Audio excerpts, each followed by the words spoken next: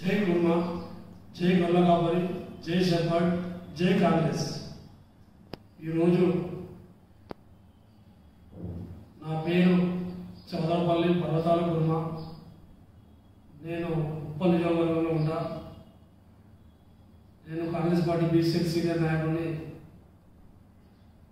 ఈరోజు తెలియపరిచిన విషయం ఏమనగా, వచ్చే నెలలో జరగబోయే మంత్రివర్గ విస్తరణలో కాంగ్రెస్ పార్టీ అందరికీ, అన్ని కులాల వారికి సమన్వయం చేస్తారని ఆశిస్తూ, మా కులమైనటువంటి కుర్మ కులం, గొర్రెల కాపరేటువంటి కుర్మ కులంలో పుట్టిన కుర్మ బిడ్డ వీరయ్య గారికి మంత్రివర్గంలో స్థానం కల్పిస్తారని ఆశిస్తూ, రేవంత్ రెడ్డి గారు కుర్మల గురించి, గొర్రెల కాపల గురించి అతనికి పూర్తిగా అవగాహన ఉంది. ఉండేపటికనే మొన్న జరిగినటువంటి అసెంబ్లీ ఎలక్షన్లో 2 సీట్లు ఇవ్వడం జరిగింది. 2 సీట్లలో అత్యధిక మెజార్టీతో వీరయ్య గారు గెలవడం జరిగింది. అది రేవంత్ రెడ్డి గారి ధన్యవాదాలు తెలియజేస్తున్నాము.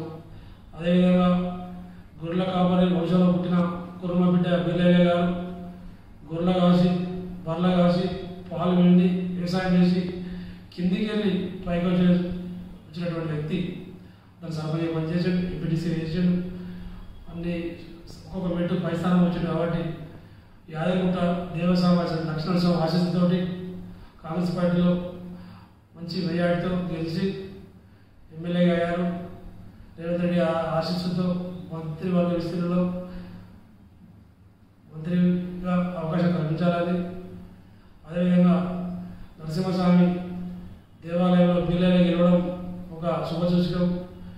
ఆ దేవుడికి నేను అనుకుంటా, గత ప్రభుత్వం ఏమేమో చేస్తుంటే ఆ దేవుడే పోయి నరసింహస్వామికి రక్షించమన్న విధంగా గెలిపించి, అక్కడ పేదలకు న్యాయం లేకుండా, పేదలకు దర్శనం లేకుండా, పేదలకు అవకాశాలు లేకుండా ఉన్న సమయంలో వీళ్ళ గెలవడం, అక్కడ అందరికీ సామాన్యులకి దర్శన భాగ్యం కలవడం జరిగింది. కొబ్బరికాయలు కొట్టుకోవడం కానీ, అటు పైకి వెళ్ళడం కానీ, ఇంకా చాలా విషయాలు. ఈ యాదగిరిగుట్టలో యాదగిరి నరసింహస్వామి అంటే అందరికీ ఆమోదకరంగా ఒక పేదల దైవంగా కొలిచే నరసింహస్వామి ఈరోజు వీళ్ళ ఎంతో చేయడం జరిగింది. ఇంకా కూడా ఎన్నో చేస్తారని, అదేవిధంగా రేవంత్ రెడ్డి గారు గుర్తించి ప్రభుత్వం ఇప్పించడం జరిగింది. ఇప్పే కాదు, మంత్రివర్గ విస్తరణలో మంత్రి పదవి ఇస్తే ఈ గొర్రెల కాపాడేటువంటి గొర్రెలకు, కుర్మలకు మాకు జరిగే విషయంగా ముఖ్య ఉద్దేశం ఏంటంటే, ఇతను గొర్రెల కాసి, బర్రెల కాసి వ్యవసాయం చేసింది కాబట్టి పేదలంటే అతనికి దగ్గరికి చూసిన వ్యక్తి. కావున అతనికి మంత్రివర్గ విస్తరణలో మంత్రి పదవి ఇస్తే మా కులానికి జరిగే బాధలు, సమస్యలు పరిష్కరిస్తారని మేము తెలియజేస్తున్నాము రేవంత్ రెడ్డి గారికి. ఎందుకంటే ఎవరికో ఇస్తే వాళ్ళకి తెలియదు, వాళ్ళు ఏం న్యాయం చేయలేరు. అదేవిధంగా వీరయ్య ఇస్తే మాకు న్యాయం చేస్తారని మేము భావిస్తున్నాము. ఎందుకంటే అతనికి వాటి గురించి తెలుసు. అందులో అదే కాకుండా మా కులపరంగా కూడా మాకు పాఠశాల శాఖ మా కుర్మలే కాబట్టి అది మాకు ఇస్తే, మా గొల్ల కాపలే కాబట్టి మాకు ఇస్తే మేము దానికి సరైన న్యాయం జరుగుతుంది. మా కులాలు కూడా రేపు మీకు వేలు పెట్టి చూడకుండా ఉండే అవకాశం ఉంటుంది. లేకపోతే వేరే పార్టీ వాళ్ళు ఏమంటారంటే, మీరు కాంగ్రెస్ పార్టీ గెలిపించారు, మీకేం చేశారు, ఏం చేయలేదు, మీరు రండి మా పార్టీకి రండి, మా ఓట్లేదని రేపు జరగబోయే ఎలక్షన్లో కూడా అడిగే అవకాశం ఉంటుంది. దాన్ని దృష్టిలో పెట్టుకొని మీరు వీళ్ళ ఖచ్చితంగా మంత్రి పదవి ఇవ్వాలని మేము మనస్ఫూర్తిగా కోరుచున్నాము.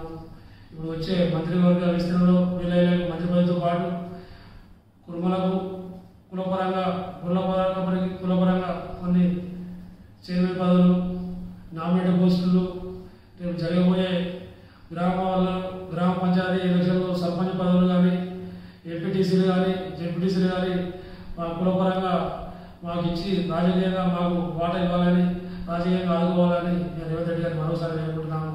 ఎందుకంటే మేము ఓటేసి బ్యాంకే అయిపోయినా తప్ప రాజకీయంగా మాకు అవకాశం ఇవ్వట్లేదు. కావున మాకు రాజకీయ వాటా కూడా ఇచ్చి రాజకీయంగా మాకు ఆదుకుంటే మేము కాంగ్రెస్ పార్టీ కంట్లో పెట్టుకొని ఎల్లకాలం ఎప్పుడు మేము అందుబాటులో ఉండి చూసుకుంటామని ప్రభుత్వానికి మరొకసారి తెలియజేస్తున్నాము.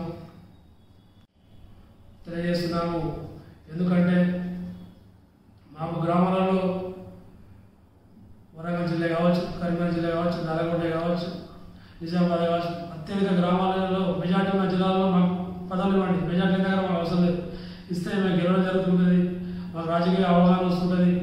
మేము మీకు కడుపులో పెట్టి చూసుకున్న బాధ్యత మీకు ఉన్నది, మిమ్మల్ని చూసుకున్న బాధ్యత మాకు ఉంది. కాబట్టి మాకు ఖచ్చితంగా ఇచ్చి పిల్లయ్య గారికి మంత్రి పదవి ఇస్తారని ఆశిస్తూ నేను తెలియజేస్తున్నాను.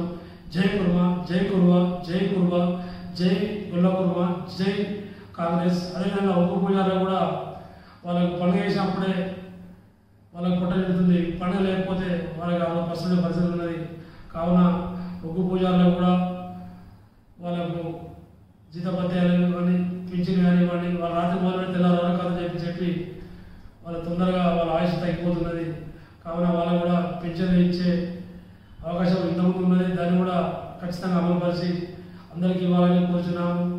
అదేవిధంగా వాళ్ళు రాత్రి అనగా పగలనగా ఎక్కడ పోతుంటారు వస్తుంటారు, వాళ్ళకు కూడా బీమా సౌకర్యం కూడా కల్పించాలని కోరుచున్నాము. అదేగాక గొర్రెల కాపరులు గత ప్రభుత్వం చేసిన మోసాలను ఎండగడుతూ ఏమంటున్నామంటే, మేము గత ప్రభుత్వము గొర్రెలు ఇస్తామని ఒక దళపై ఇచ్చి రుణదఫ ఇచ్చి ఆపేషన్లు ఎన్నో డీటెయిల్ కట్టి కోట్లాది రూపాయలు ప్రభుత్వం దగ్గర ఉన్నాయి.